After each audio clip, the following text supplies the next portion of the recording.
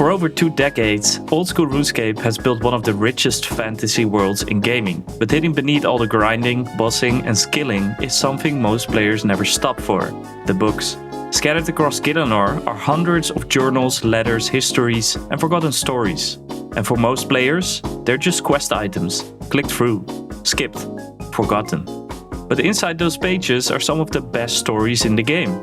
Stories about fallen kingdoms, ancient gods, betrayals, wars, discoveries. Stories that make this world feel alive.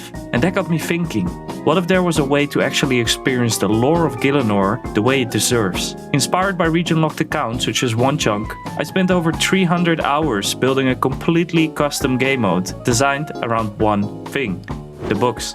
In this series, every single book in the game matters, because every book is tied to a specific region. And if we want to read it, understand it and uncover its story, we have to earn the right to unlock that zone first. One region, one book, one story at a time. This isn't just another account series. This is a journey through the forgotten history of Gielinor. And today, it begins. Roll the intro. This is Bookworm, a brand new game mode where you unlock RuneScape by collecting books, with each book unlocking a new zone and content. Starting as a fresh Ultimate Iron Man, I'll travel zone by zone, making some tough decisions, and unlocking only what lore allows, with one master goal in mind: collecting all books in old school RuneScape. Welcome to Bookworm. It is actually time to start. I cannot believe it. I worked so long for this, but here we are, day 1. We're gonna start our account. As you can see, this is the map of Gielinor, and it's divided in zones. As you can see on the left, these are all the zones we can unlock. In total, those are 125 zones with 196 books to collect. So boom, that's our target. At the right, you'll see our bookcase where we will start collecting our books. It is time to unlock a zone. If we scroll in, for example, if we look at Lumbridge, here you can see there's 2 books tied to it. But you can also see that there's a specific region task to do. This is so that we won't snowball down the road, because some books, such as the security book, are very easy to get. Now, getting the cow slippers might be a bit too tough for an early game account. I don't know. So we gotta make some hard decisions. Now, there is one super big catch. At any time during this series, we could completely lock our account, and that means the series is over. Now, what do I mean with that? Well, for example, if we start to unlock Al-Kharid as our first zone, we need to get an Al-Kharid flyer. I guess that's easy. But we also need to get smithing catalyst. And I know that for completing the quest you need wool, so you also need access to sheep. And sheep are not an Al-Kharid, so we would be locked. That means every decision needs to be well thought out, and you guys are here to help me and walk me through that journey. Because I have no idea if this thing is even possible. Can we fill this bookcase and complete the series? Let's start, baby. This might be the single most important choice we have to make this series. Now, I have some ideas, because around Lumbridge, I mean, it's kind of a no-brainer, right? Because it has so much early game content. Now, when we look at the areas around Lumbridge, the tasks are doable, but maybe a little bit too hard. Could take a while. Now, to get a good head start, I do have an idea of a first zone. That's freaking right, baby. We are at Castle Wars. Now, you might think, why is this crazy dude kickstarting his account in Castle Wars? I mean, there's nothing out here. I mean, let's do a little stroll. We have a stash unit, we have the minigame itself, we have a bank, which we cannot use in this account, and we have basically a bunch of trees, which, I don't know, they're everywhere, right? So let's dive into what makes this zone so great. Castle Wars. Castle Wars is old-school RuneScape's version of an internal conflict between Saradomin and Zamorak. At its core, it is a minigame about capturing the enemy flag, but in the lore, it reflects one of Gielinor's biggest themes: order and law on Saradomin's side, chaos and ambition on Zamorak's side. It is not tied to one defining historical event. Instead, Castle Wars works as a symbolic battlefield, letting players take part in that classic god rivalry themselves. The manual, or the book, keeps things practical. It lays out the rules, the 2 teams, and the objective of stealing the enemy's flag, and the tools each side can use. So even though the setting feels like a miniature god war, the book presents it as a structured war, with clear rules and purpose. Now, why are we unlocking Castle Wars as our first zone? There we go. Well, The Castle Wars manual is pretty easy to get, but what's interesting is we need to collect a full decorative armor set. And that is exactly the reason why I chose this zone. Let's see if we can get this book out of the way, the manual. Please give us a manual. Yes, first book unlocked. That's the easy part. But why are we unlocking this zone? Let's open the shop. This is what we can get by playing Castle Wars. A bunch of armor sets, but what's interesting here is that we will get tickets to buy items. And believe it or not, this is often forgotten but very good early game armor. Good enough for killing early game bosses. The best armor in this set is equivalent to adamant. That's how good it is. Now we are ultimate Iron Man, meaning inventory management is essential. And believe it or not, if you buy and resell your items to this store, you get an equal amount of tickets back, which means you will have full mithril or adamant or whatever armor in one inventory slot, and you can pop it out whenever you want. For our task completion, we need to finish one full set. Getting the gold set would obviously be amazing because it's equivalent to adamant, but it will take us 100 plus hours to get it. That's right. So I think we're going for the second best option, which is the mithril option. For that, we need to start grinding 330 tickets. It's such a nice place. Look at all the colors. Oh my god. We're in. Oh my god, I can't believe you can do this on a freaking level 3 with 0 skills. Like, what the hell? We're gonna be useless as hell. Okay. Instant panic. What the hell do I do? I think it's smart to actually find out if we can level experience here. Like if we attack stuff and whatever. Can we get XP in Castle Wars? This guy came fresh off Tutorial Island and instantly in one of the biggest god wars of the world. Like what the? Instant reality check. This is just a war zone ground, right? There's nothing to do. Yo, this room might be it actually. I remember this from my childhood. There's like a little zone and I think you're able to mine here. There should be like rocks here, right? Yeah, over there. There are rocks. Okay, let's check if we can mine it and actually get mining XP. This looks very promising. We have pickaxes here. We have everything we need. Let's try to get some XP. Moment of truth here. Oh, this brings back such nostalgic moments. Wow. We should be able to mine this rock right now. Now.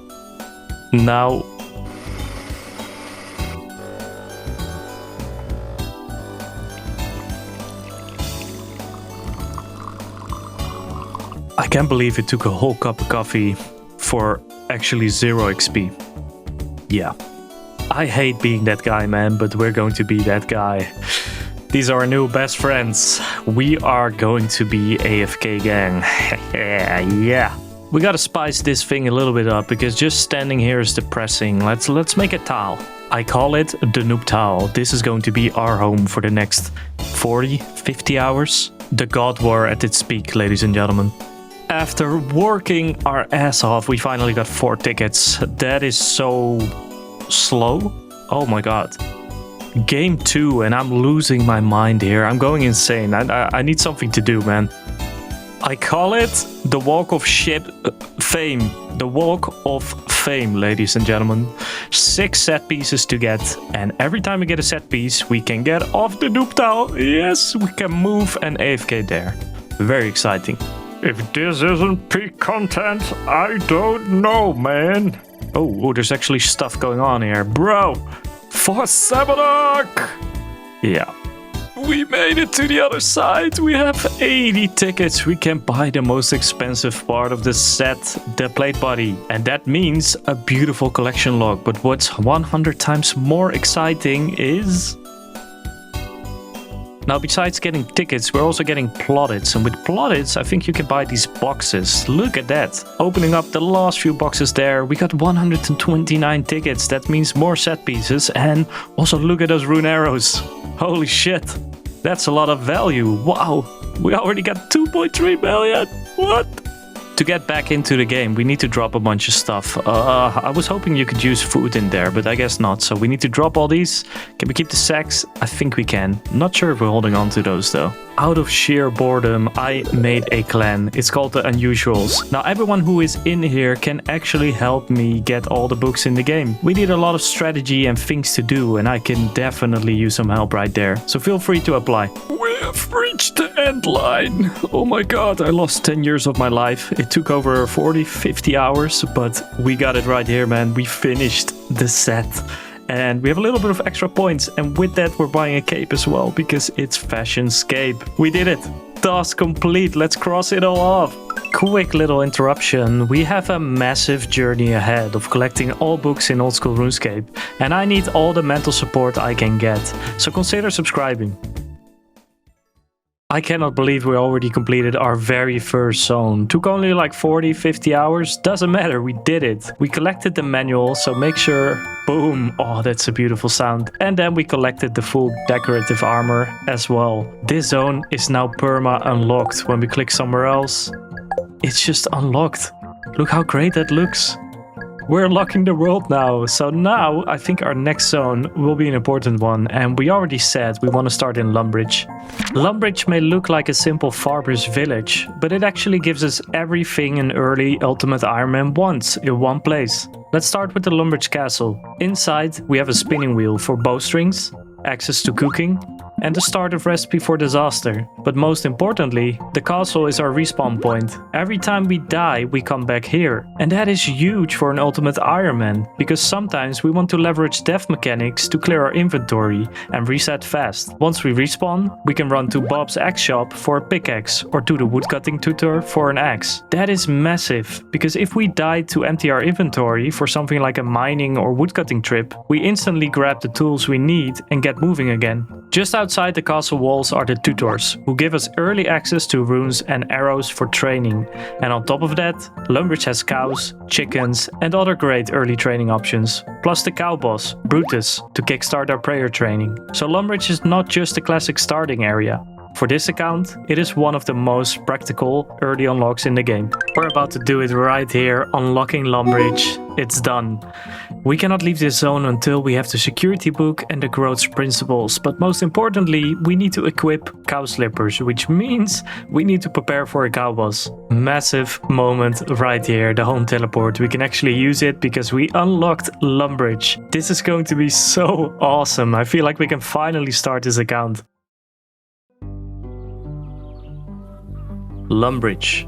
Lumbridge is more than just a place where every adventure begins. It is a small but important farming village in the kingdom of Mistalin, ruled by Duke Horatio from the Lumbridge castle. The town gets its name from the bridge crossing the river Lum, making it feel like a true gateway into the wider world of Gielinor. What makes Lumbridge special is that it represents safety, simplicity, and the very start of a journey. It is surrounded by humble farmland and beginner-level problems, but that is exactly why it works so well in the story. Before players face dragons, gods, and ancient mysteries, they begin here, in a quiet settlement under the Duke's protection. There are 2 books tied to this zone. But before we dive into those, let's take a moment to appreciate this cozy little corner of Gielinor. I cannot believe we're here. We're on a fresh account still, even though we have like 40 or 50 hours of playtime. Holy shit. But what's most important is that at least we have our gear to start, but we need to make some tough choices. What are we going to do first? I think the best option is just killing some chicken, because it gives us feathers and that's just 1 inventory slot and they stack up. Very useful for, I guess, fletching training and other things down the road. The goal is getting level 20 combat stats to wear our armor. Hear me out, hear me out. There is a lot of raw chicken on the floor here, and I think at level 1 we're already able to cook those. Now that's going to be important because for the boss we're going to need a food supply, so I think from now on we're going to cook as well. A little dive into our future, but the boss will drop T-bone steaks and we need level 13 cooking for that. I think our best source of food is chicken or beef, because we don't have access to fishing, because we don't have a fishing net. So it's actually smart to already get to 13 cooking so that we can instantly cook those once we get to the boss. And I think now we're going to do a little cooking trip, but with that I think we have a quest to do as well, right? A first episode of a new series wouldn't be anything without it. I am, of course, talking about this little guy, the cook's assistant. We're going to complete our very first quest here. Iconic moment for any account, and the beauty of it is we start with level 4, cooking. We can basically make Michelin star chicken now, right? Like, look at that, insta level 5, that's what we're talking about. Oh, our first random event at level 9 strength. This will complete our farmer's outfit. Finishing the minigame, what item do we get? Collection log. Oh, the shorts. This will look... it looks horrible. I love it. I'm like staring at this little axe here, and I think it might actually be worth getting wood cutting up, because then we can make fires here and cook it here. We don't have to run to the Lumbridge castle all the time. So we're going to start doing that now too. There we go, got ourselves 4 logs, and that saves us 4 walking trips. I don't know why I didn't think of this before. The actual level we did it for, we can now cook the T-bone steaks. We are ready for Brutus, but we're going to keep cooking to increase our cook rate. If we have about level 13 cooking, half of our T-bone steaks will be burned. If we can get our cooking to, let's say, level 25, this will become 70% cook rate. That's a huge increase. With this strength level, we can now one-shot these guys, and if we get 3 more levels, we can also one-shot them in the other attack styles. Look at how much this speeds up, man. Holy shit, instant doubling of our XP. If you like barbecue, try barbec me. I am so sorry for that one.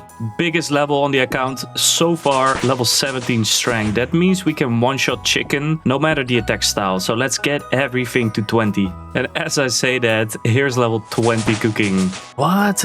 Did you know you could click the coop to get an egg? That's freaking crazy, man. What? Level 30 cooking, that means 75% cook rate on the T-bone steaks. I think we'll call it a day for here now and just get the combat stats up. There it is, baby! Level 20 attack. That's massive. We can wear our sword now. Let's check it out, man. Oh, holy shit, doesn't that look freaking sick?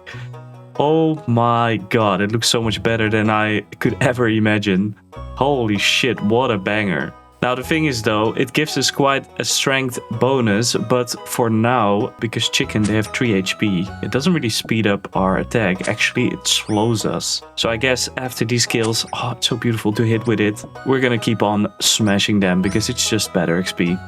This is it, yes, all those hours of training, level 20 defense, we can wear mithril now. We gotta check this outfit out, man, we gotta check it out. Yes, baby. This looks so good. Look at that. Oh my god, we're like a Lumbridge tutor now. Like if you want to learn about chicken killing, just take a look at these stats, man. Holy fuck, this is so good. We are definitely ready for Brutus. And that also means let's dive into the main book of this zone. The Growth's Principles. A book collected during the Ides of Milk quest. This is not some ancient prophecy or forgotten magical text. It is something much smaller and local. During the quest, we get pulled into a ridiculous little story about milk, farming, and business ambition in Lumbridge. We're asked to recover the Growth's Principles from the Growth family farmhouse and bring it back to Cassius, the man at the center of this whole dairy-fueled dream. The book helps make the world feel believable. It suggests that this tiny farming family actually has its own knowledge, its own methods, and its own little place in Lumbridge history. It's not grand lore, but it is grounded lore, the kind that makes a village feel lived in. The Ides of Milk quest takes that grounded setup and turns it into comedy, because at its core, this quest is about treating milk like it is the most serious business in the world. Cassius is not just a man with a farm idea, he acts like he's on the verge of creating a full-blown milk empire. The book gives the quest a believable local anchor, while the quest itself leans fully into absurdity. Together, they turn one of the most ordinary parts of early game RuneScape, cows, buckets, and village farming, into a memorable little story. It reminds us that not every piece of RuneScape lore is about gods, wars, and ancient curses. Sometimes, the charm of Gielinor is found in a village arguing over milk. Oh my god, it's time for the last step into the quest, and that's doing the boss, Brutus. This is going to be our first PVM challenge. And this guy will also drop the cow slippers when we unlock it. So I have no idea how good we're going to be in this gear, but we're gonna try it. Let's go for it. Note that I never killed this boss before, also not on my main. I just watched one video, but I think it is easy. It only has like a stomp attack, which is this one. There we go. And I think like a little rush attack, which is also quite easy to dodge. So I think this is smooth sailing. There we have the rush attack, also very easy to dodge. We are very good here, looking solid. We didn't even use any food. This is so good. There we go. Brutus, that quest complete. Woo! Jagex really cooked here. I love this quest. Holy man, that was fun. Now I think good old Gielinor got something for us. A cowbell amulet, please? Yes. This gives us an instant teleport to this cow pen. That's just amazing. Let's see how it looks. Oh yeah, this finishes the outfit so much. Yeah. It is time to start killing Brutus and getting those cow slippers. Those are a 1 in 150 drop. Now there's a few common drops that can be very useful. Of course the T-bone steaks, but also air and mind rooms for early magic training. And as for uniques, we're really looking for the muleta. This is the equivalent of a steel defender with a +1 strength bonus. Very useful early game. And it's a 1 in 30 drop. This means we can start killing Brutus for the cow slippers. We have a clean collection log. I'm expecting this to take long because 1 in 150, that's no joke. And I have a history of going dry, so prepare for a big grind. First KC is a fact. It took us almost 2 minutes to kill, so that times 150 with a little bit of waiting time. Oh damn, this could take a while. First time cooking the steaks, and just the sound alone, I know what I'm going to cook and eat tonight. The first unique, the one we want least, the bottomless milk bucket. Actually useful in the future for a cooking method. People, get off the street, we are a Brutus champion now! Oh, 16 kills! 16 kills! We are done with Lumbridge. Like, what is going on? Holy man, do we have a lucky account right here?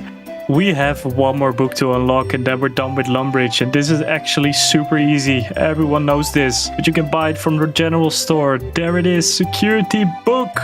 We're gonna dive into that one a bit later when we get to Barbarian Village. But for now, Lumbridge is unlocked, baby. Look how good the slippers look. I'm so happy with it. With our cow slippers on and the Bookworm series officially underway, we step into the cow arc. The humble start of what will become a much bigger adventure. And to everyone watching, I am genuinely glad you're here for the ride. Besides Castle Wars, we're gonna unlock our second zone permanently. Lumbridge Village. We got the security book, we got the growth principles, and we equipped the cow slippers. So there we go. Boom. Permanently unlocked. We are unlocking Gielinor. I'm so excited. We have to start thinking about what will we unlock next. And to do that, we need to think about a phase 1 plan. A phase 1 to set up our account for the rest of the series. Now we're an ultimate Iron Man, and that means construction is extremely important. Not only does your house become your bank, but also your runeless teleport hub, your healing station, and most importantly, our place to store our books. It is the backbone of the entire account and an amazing cow arc goal. Now back to the zone selection. What's the path forward here now that we know that construction is our main focus? To kickstart construction, Varrock East would be our best play. Not only can we purchase our first player-owned house there, which will be set in Rimington, which is also rather close, it also holds the mini quest Daddy's Home, which kickstarts our early leveling by a far. Now we need to kill Bryophyta in Varrock East. Now I want to make this process as smooth as possible, and that means we need a better weapon because the current weapon is too slow and it can be better. Now if you think of early game good weapons, we can only think of one zone. That's right, Al-Kharid. Getting the Al-Kharid flyer is going to be quite easy, but getting the smithing catalyst will lock us behind some mining and smithing grind, but we are ready to do so, so we're going to start in Al-Kharid. Al-Kharid is a massive early pick for us. To the north, we get access to mining with almost every ore we need early on. And with a furnace close by, we can immediately smelt the ores into bars. Inside the city, the tanner and crafting shop unlock early crafting training, with the ability to finally convert our cowhides into XP. To the east, we have Giant Foundry, which is the best smithing training for us in the game, and also the zone for our task of using smithing catalyst. But now, most importantly, Al-Kharid provides us with a scimitar shop. And for our account, this is exactly what we need to be prepared for harder monsters, such as Bryophyta. I am so excited to leave Lumbridge and finally feel the Kharidian desert sand under my feet. Al-Kharid, a journey's first real step into the Kharidian desert. It is an independent emirate, ruled from the palace by Amir Ali Mirza, with Chancellor Hassan handling much of the day-to-day politics. It sits right on the border between Misselin and the desert, which makes it a gateway between the two worlds. Behind us is Lumbridge, safe and simple. Ahead of us is desert politics, old gods, trade routes and conflict. Al-Kharid was once involved in a bloody war with the Menaphites, before a peace pact was made to protect the wealth of both cities. So even though this place may look calm on the surface, there is a lot of tension behind those palace walls. That is what makes this zone feel so important for our journey. We're not just crossing a gate for 10 coins. We are leaving the beginner world behind and stepping into a city shaped by merchants, spies, royal drama, and the wider mysteries of the desert. The book of this zone, or rather flyer, ties perfectly into this theme. The Al-Kharid flyer is handed out by Ali, the leaflet dropper, on the edge border between Misselin and the desert. It reads, Come to the Al-Kharid marketplace. High quality produce at low prices. Show this flyer to a merchant for money off your next purchase. Courtesy of Ali Morrisane. When reading the voucher, you notice it is out of date. And if you confront the kid, he replies, Then why would I want it? Keep moving. I have to hand out all these flyers before I get paid. When trying to cash out the flyer at Ali Morrisane, he will say it's out of date and will conclude, as usual, by asking you to browse his goods and forcibly sell you a random item. Scam or good marketing? This flyer shows exactly what Al-Kharid is about. Merchants, marketing, trade, and a deal that is already too good to be true. New zone, new book, already collected. Very exciting, but we have to think now, what are we going to do next? I think it's our best option to just go what we came here for, right? The scimitar shop. I can't believe it, baby! A mithril scimitar. Oh, poor boy can't afford it. We're really living up on the Al-Kharid mentality. The markets, we just sold meat, runes, and a rune javelin to buy a sword. Now, if that isn't a good deal, I don't know what is. There it is, baby. Mithril scimitar. Look how good it looks. Oh, and it's such a huge DPS increase. I am so excited. Now, this little room with the furnace is going to be the most important place in this zone. Why? Because we have a task to do. To complete this zone, we need to smelt with smithing catalyst. This little resource halves the amount of coal needed when smelting bars, and it is collected with the minigame Giant's Foundry. To gain access to it, we need to complete the Sleeping Giants quest, and this requires 15 smithing, oak logs, nails, and wool. I want to focus on getting the oak logs first, and normally you would train your wood cutting and get the oak logs that way, but I want to try something different. We're gonna try drop the logs from Brutus, because we can also get the muleta. I mean, we're in the cow arc, right? We should get the drops. And maybe, hopefully, if we can dream big enough, we can get the pet. So this is an obvious choice. I choose this any day over woodcutting. Oh, already? 2 logs? Holy shit, we need one more. There we go, man. I wouldn't expect anything less from my cow master. Next item on the list, let's buy some shears, and of course we're going to get wool. This is an easy one. Come here, sheepy. 1 wool crossed off. It is time for our smithing grind, and to do that we need to leverage depth mechanics. It is time to show you the world of Ultimate Iron Man. Death mechanics are one of the biggest differences between a normal account and an Ultimate Ironman. On a normal account, death is pretty safe. When you die, most of your items are stored in a gravestone to collect. And after that, they can even be recovered through Death's office. So even if you mess up, there is a safety net. For Ultimate Ironman, it's a little different. Death still works much closer to the old school days. When we die, our items drop into a death pile on the ground. That pile is only visible to us, and it will stay there for an hour. This means death is not just a mistake. It becomes a mechanic we have to understand and use carefully. Because we don't have a bank, a death pile can act as a temporary storage. We die on purpose, leave our items on the floor, respawn with an empty inventory, and quickly do something else while our items wait for us. It's powerful, but also dangerous. If we take too long, forget the timer, or make a bad route, we can lose massive progress. On a normal account, death protects your items indefinitely. On an Ultimate Ironman, the ground holds them for a limited time. And that is a completely different feeling. We're practically gods of death. We plan, we route, we manage risk, and in a strange way, it is one of the most important tools we have. Now, I have browsed the wiki to see if we get to keep our decorative armor. It doesn't say anything about dying and then losing it because it's an untradeable. I have no idea, but we are going to test it. We are going to die against Brutus. This is the moment of truth. Are we going to keep our items?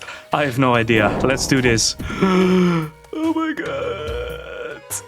Okay, let's go check it out. I need to see this.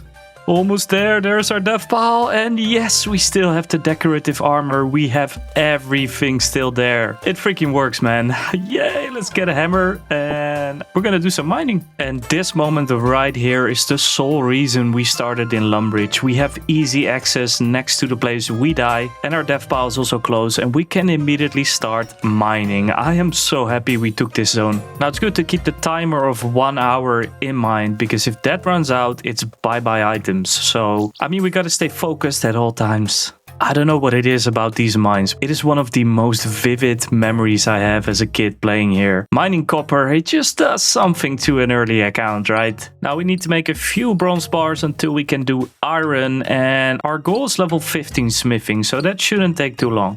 While I'm running to this furnace in the desert, there's also one in Lumbridge, so yeah. Oh, I smell the furnace. But as I was saying, next time we should smelt in Lumbridge. In Lumbridge, we're making them into items, and this should bring us to 15 smithing in no time. Let's use the home teleport to our advantage to get straight to Lumbridge and get smelting and smithing.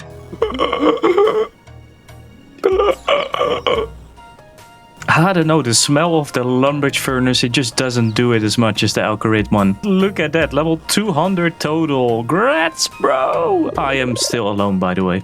Now this level is huge, level 5 smithing. We can make bronze arrowheads, which is great for our later fletching training. Now here's one of the little Ultimate Ironman puzzles to solve. We have 3 inventory slots now rather than 2, which means 1 bar less. So we're gonna have to drop our hammer and buy a new one every time here to make it more efficient. There is exactly 12 minutes left on our death pile, and I don't feel comfortable yet risking that much. So at about the 10-minute mark, we're always going to be resetting it just to be safe. Reset for an hour. Hopefully this hour is enough to reach our goal of 15. The big moment has come. Level 15 smithing. We can now make iron, and we still need some nails for the quest. So boom, target's complete. We just need a bucket of water, but that's easy. So I would say it is time for sleeping giants.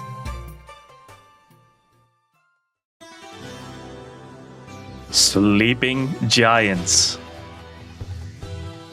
What starts as a small discovery beneath the giant's plateau quickly becomes something much bigger. We find Kovak, an ancient hill giant who has been asleep for a very, very long time. And instead of waking up to war and chaos, he wakes up to a forge. During the quest, we are asked to help restore an old giant tradition, recycling metal into massive weapons, and help slowly reforge a forgotten craft. After restoring the giant's foundry, we are allowed to use the forge to smith swords, rewarding us with points, which we can exchange with Kovak for rewards. One of these rewards is the smithing catalyst, and that is exactly what we need, baby. But even though it has a low point cost, there is something stopping us from completing our task.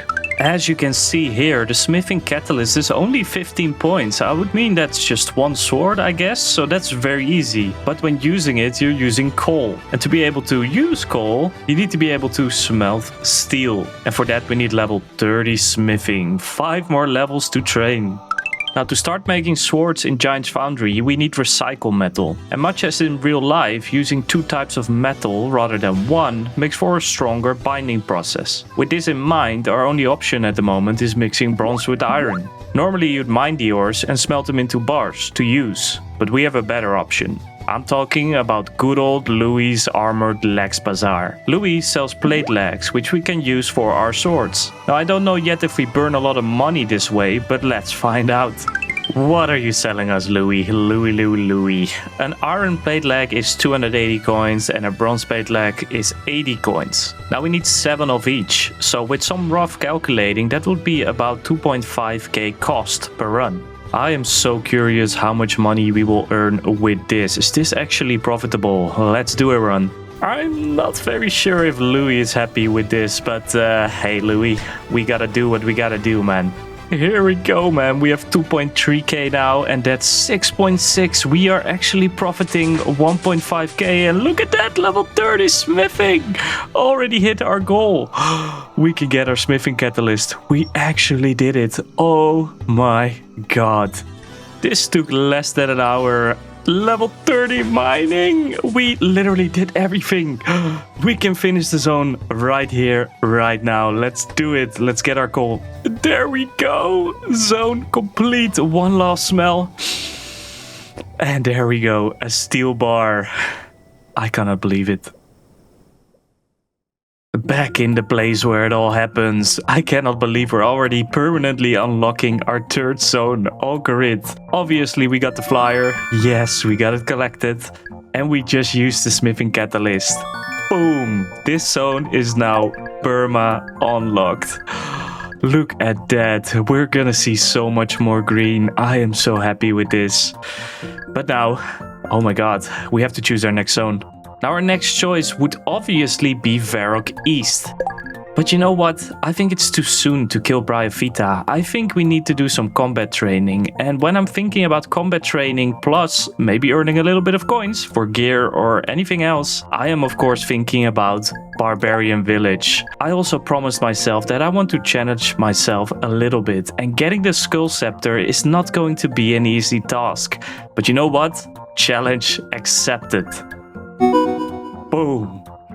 Barbarian Village is the smallest zone we can pick from, but don't let its size underestimate how useful it is for our progression. At the East River bank, we've got fly fishing, where we can not only fish trout and salmon, which is amazing XP, but also cook them instantly with a permanent fire right next to it. That alone fixes early game food for us. We just need a fly fishing rod, which for now we don't have. At the south, there's a clay oven for pottery, and pots are often used for quest requirements. We have a helmet shop and spinning wheel we can ignore. But what makes us pick this zone is obviously the security stronghold and the location for our next book. This cave is massive early on. It gives us access to a lot of drop tables, free 10k coins, and a reason to push deeper into combat progression. This small zone is exactly what we need to prepare for Bryophyta. So let's dive into the world of barbarism.